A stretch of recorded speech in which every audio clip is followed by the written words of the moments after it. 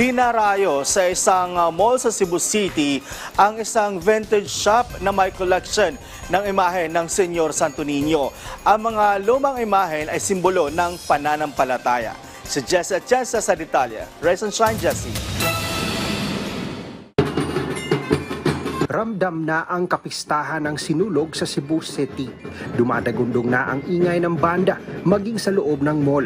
Sasalubong sa mall goers ang iba't ibang koleksyon ng imahen ni Senyor Santo Niño.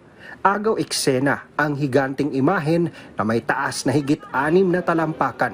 Pagmamay-ari ang imahen ng deboto na si Jaime na nagmula pa sa Malabon. Siya na ang ika-5 henerasyon ng kanilang pamilya na nangangalaga sa imahen. Actually, first my mother. They migrated already in America. So, gibilin nga siya sa Pua. Yeah, ako nagipasahan. From Malabon, and then transport to Cebu, which is I'm from Cebu. Naging sandalan niya ang Senyor Santo Niño sa pinagdaanang pagsubok sa buhay.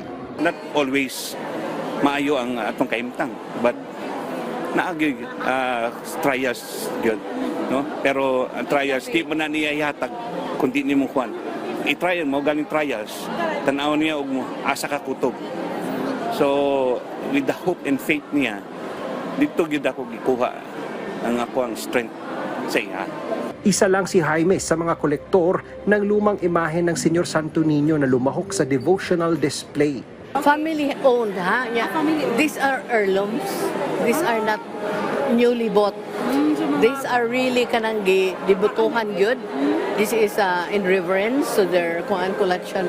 We started at a very small area at the second level, and then eventually at the ground floor, and then now we have up to more than 50 collections for the Santo Niño display, devotional display. So it's parang it's already the mall's panata as well for Sinulog. Ito na ang ika-26 na taon ng Santo Niño Devotional Display. Bukas ang exhibit sa publiko hanggang sa ika-16 ng Enero.